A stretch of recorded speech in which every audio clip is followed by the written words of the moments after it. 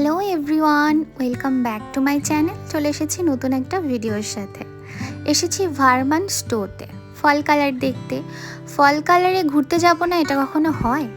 ভার্মান্টের স্টো খুবই ছোট একটা শহর। শহর বলা ভুল, এটা একটা গ্রামই বলা যায়, কারণ এখানে জনবসতি খুবই কম, আছে কয়েকটা রিসর্ট।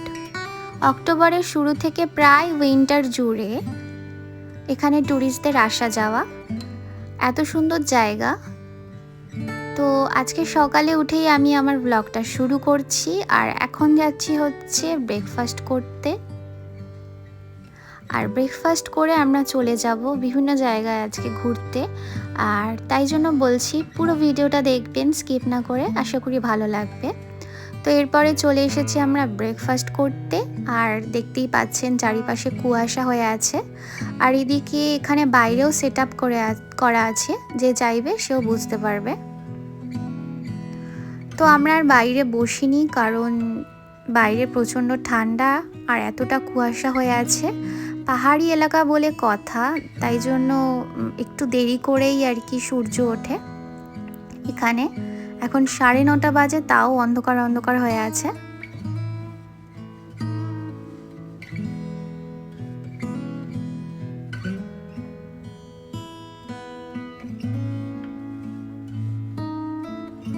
তো আমরা ভেতরেই চলে আসলাম, আর এসেও আমাদের 10 থেকে 15 মিনিট এখানে দাঁড়িয়ে থাকতে হয়েছে, ওয়েট করতে হয়েছে। আসলে বেশ একটু ভিড়ই ছিল।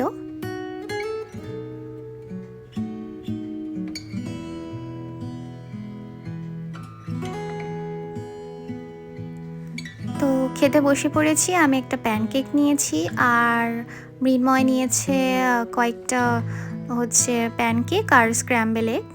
তো চটপট করে খেয়ে নিই, আমাদের ভীষণ খিদে পেয়ে গেছে। তো খাওয়া দাওয়া সেরে এখন প্রথমে যাব হচ্ছে এমিলিস ব্রিজে। তো এমিলিস ব্রিজের একটা ছোট স্টোরি আছে, ওটা একটা হন্টেড প্লেস। তো আমি ঠিক করেছিলাম সকাল সকাল যাব, মানে সবার আগে ওখানেই যাব। আর যারা এর আগে এসেছে এখানে তারা তো জানবেই, এটা স্টোয়ের একটা বেশ পপুলার জায়গা। তো আমিও ভীষণ এক্সাইটেড হয়ে আছি জায়গাটা দেখার জন্য। আসলে তেমন কিছুই স্পেশাল ওখানে নেই, শুধু একটা ব্রিজ আছে, আর ব্রিজটার নাম হচ্ছে এমিলিস ব্রিজ। তো কি বৃত্তান্ত, কি স্টোরি আমি সব আস্তে আস্তে বলছি আপনাদের। তার আগেই জায়গাটা দেখুন কি সুন্দর লাগছে। ভার্মান্টের স্টো কিন্তু খুবই সুন্দর একটা জায়গা, আর আমাদের বাড়ি যেখানে, সেখান থেকে ড্রাইভিং ডিস্টেন্সে মাত্র 4 থেকে 4.5 ঘন্টাই লাগে। তাই আমাদের আসতে এখানে বেশি অসুবিধা হয়নি। এখানে আসার আগে আমি অনেক জায়গা সার্চ করছিলাম, তো সবার আগে আমি দেখি এমিলিস ব্রিজ, আর তখনই ঠিক করি আগেই আমি ওখানে যাব, কারণ এই ভুতুরে ভুতুরে ব্যাপারটা না আমার ভীষণ ভালো লাগে, আমি ভীষণ এনজয় করি, ভয়ও পাই আবার এনজয়ও করি। তো বলতে বলতে আমি কিন্তু প্রায় চলেই এসেছি, এই যে এমিলিস ব্রিজ।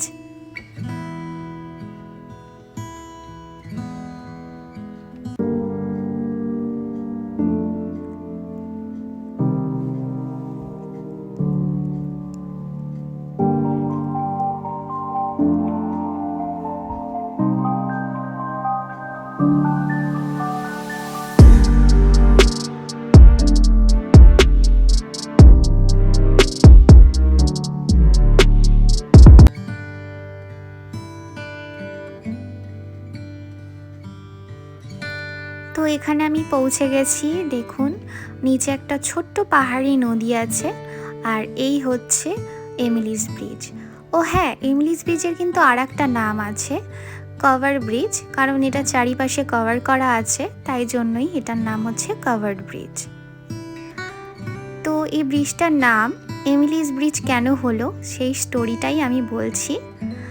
আসলে 1849 না 1949, এটা আমি এক্স্যাক্টলি বলতে পারবো না, কারণ আমি গুগল করেও কিন্তু এক্স্যাক্ট সালটা আমি বুঝতে পারিনি আর কি, ওখানে দেওয়া নেই।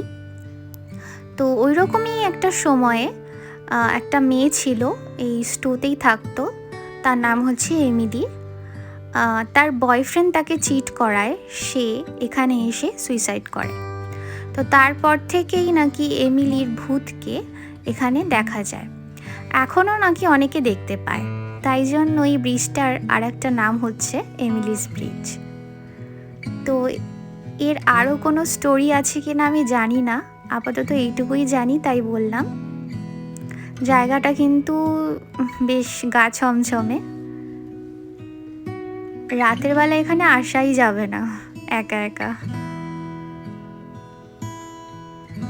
তো এরপর দেখুন কি সুন্দর কালার হয়ে আছে, আমি মুগ্ধ হয়ে জাস্ট দেখেই যাচ্ছি। ভিডিও করব এটা তো আমি ভুলেই যাচ্ছিলাম। আমার হাজব্যান্ড বারবার বলছে দেখো দেখো এগুলো ভিডিও করো, কি সুন্দর রাস্তা। তো কি আর করি, শুধু মুগ্ধ হয়ে দেখছি। এত সুন্দর কালার কিন্তু আমি এর আগে কখনোই দেখিনি। আর এই দিকে এই যে মাঠের মধ্যে কি একটা চাষ করেছে আমি ঠিক বুঝলাম না। আর স্টোয়ের রাস্তাগুলো এতই সুন্দর, এখানে কিন্তু অনেকেই সাইকেলিং করে, একটু আগে দেখতেই পেলেন। পুরো পাহাড়টা কালার হয়ে আছে অরেঞ্জ, রেড, ইয়েলো। তো দেখতে দেখতে আমরা চলে এলাম আমাদের নেক্সট ডেস্টিনেশন। এটা হচ্ছে ট্র্যাপ ফ্যামিলি লজ। এটারও একটা স্টোরি আছে, এটা স্টোরিটা অনেকটা বড়, আমি জাস্ট ছোট্ট করে আপনাদের বলছি। অস্ট্রিয়ার একজন মিউজিশিয়ান পরিবার ছিল একটা, তো সেখানে তারা থাকেনি, তারা ইউএসএতে চলে আসে এবং তাদের ইনকাম সোর্স বলতে তারা ওই গান বাজনা করেই ইনকাম করত। তো এখানে আসার পর তারা বেশ পপুলার হয়, পপুলার হওয়ার পর তারা এখানে বাড়ি করে।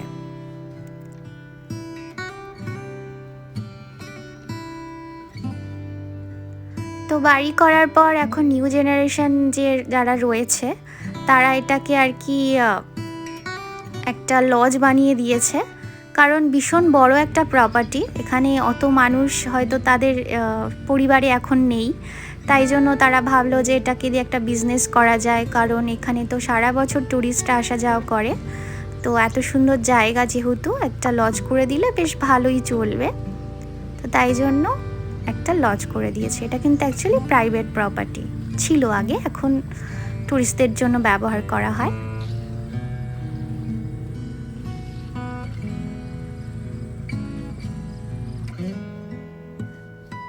তো দেখুন এরপরে আমি চলে এসেছি একটা গাছের নিচে। এই ম্যাপেল ট্রির যে পাতাগুলো এগুলো কিন্তু মানে কালারফুল অনেক হয়, অনেক রকমের কালার হয় এটা। তো এরপরে চলে এলাম একটা ভিজিটিং সেন্টারে, মানে ওখানকারই। তো এখান থেকে কিছুই কিনবো না, একটা হচ্ছে ম্যাগনেট কিনতেই আমরা এসেছিলাম। আর মেয়ে মানুষ বুঝতেই পারছেন, যেখানে জামা কাপড় এই সমস্ত জিনিস দেখবো সেখানেই মানে কেনার জন্য না কিনলেও ঘুরে ঘুরে দেখছি আর কি। তো আমরা এখান থেকে কিছুই কিনিনি, শুধু একটা ম্যাগনেট নিয়েছি, বাট তাও এসেছি যখন একটু ঘুরে ঘুরে দেখছি।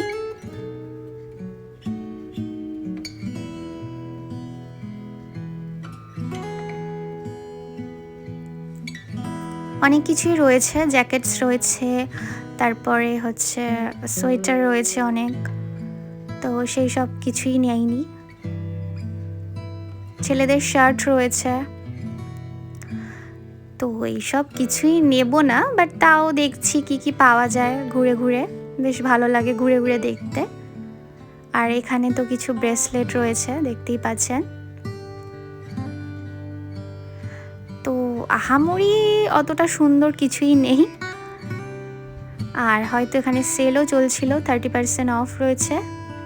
এখানে কিছু গ্লোভস রয়েছে, আর এই সাইকেলগুলো কিন্তু সেল হয় না, এগুলো জাস্ট কয়েক ঘন্টার জন্য রেন্টে দেওয়া হয়। এখানে অনেকেই আসে, অনেকে হাইকিং করে, অনেকে সাইকেলিং করে, সুন্দর জায়গা তো বেশ ভালো লাগে। রাস্তাগুলো অসাধারণ, সরু সরু উঁচু নিচু রাস্তা।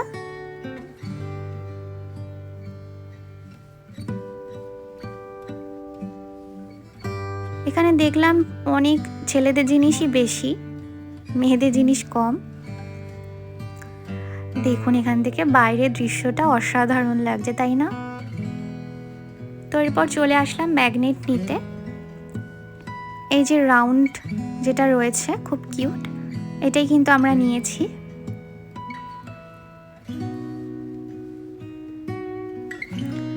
আর এই যে ম্যাপেল ট্রির ছাল থেকে কিন্তু এই বক্সগুলো তৈরি হয়, মানে ছোট ছোট ইয়াররিং, ক্লিপ এই সমস্ত জিনিস রাখার জন্য ভীষণই ভালো। আমার বেশ পছন্দ হয়েছিল, কিন্তু এদিক ওদিক ঘুরতে ঘুরতে না পরে এটা নিতেই ভুলে গেছিলাম, আর নেওয়া হয়নি।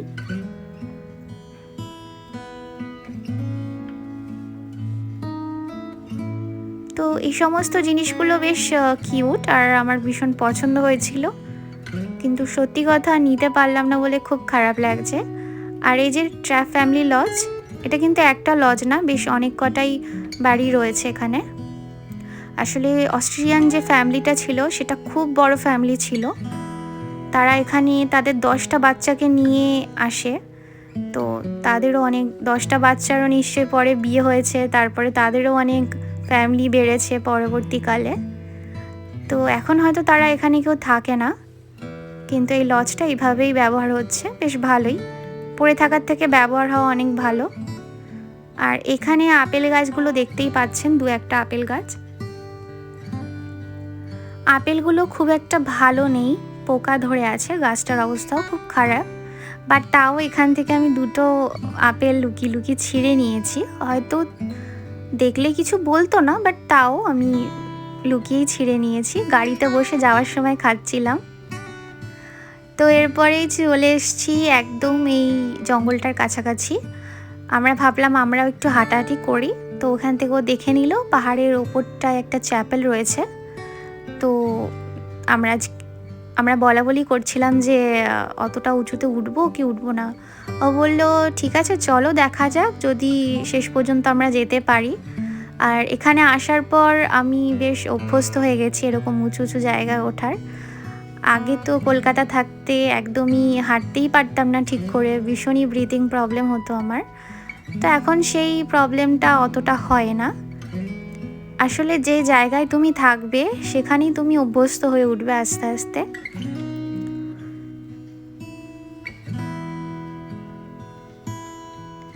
তো জঙ্গলে এন্ট্রি নিয়ে নিয়েছি আমরা। এই প্রথমবার আমরা দুজন একা একা এতটা হাইকিং করব জঙ্গলের ভেতর দিয়ে।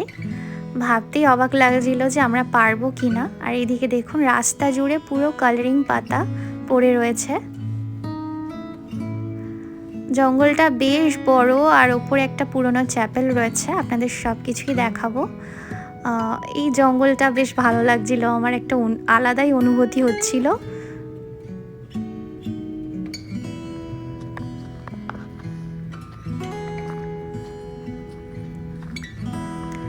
আসলে আমাদের আগে বা আমাদের পিছনে কেউই ছিল না, আমরা দুজন ছিলাম। তো আমার একটু ভয় ভয় করছিল, ঠিক আছে। শুধুমাত্র পাতার আওয়াজ আর পাখির আওয়াজ হচ্ছিল।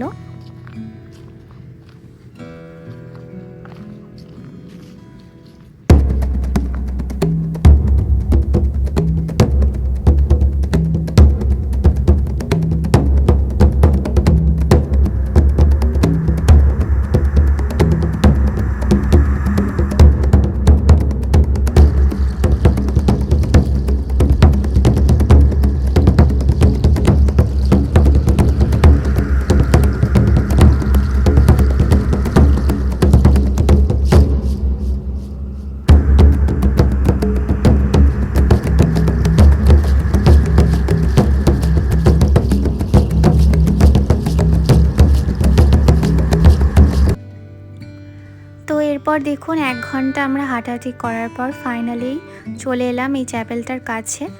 তো আমরা ভেবেছিলাম এর আশেপাশে হয়তো কাউকেই দেখবো না, কিন্তু 2জন বয়স্ক ভদ্রমহিলা আর একজন ভদ্রলোক বসেছিলেন।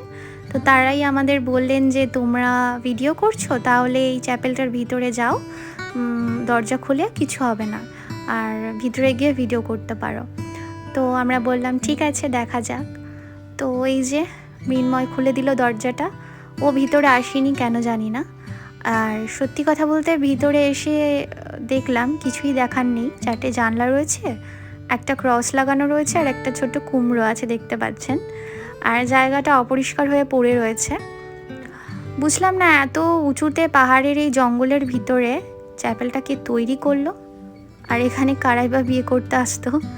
যাই হোক, হয়তো ওটা ট্র্যাপ ফ্যামিলি তারাই এটা করেছে, বানিয়েছে আর কি। আবার নাও হতে পারে, আমি এক্স্যাক্ট জানি না। তো জায়গাটা এরকম অপরিষ্কার হয়ে পড়ে রয়েছে দেখে খুব খারাপ লাগলো। তো আমরা বেরিয়ে যাচ্ছি, আর এর ভেতরে কী বা আছে কিছুই নেই দেখার মতন।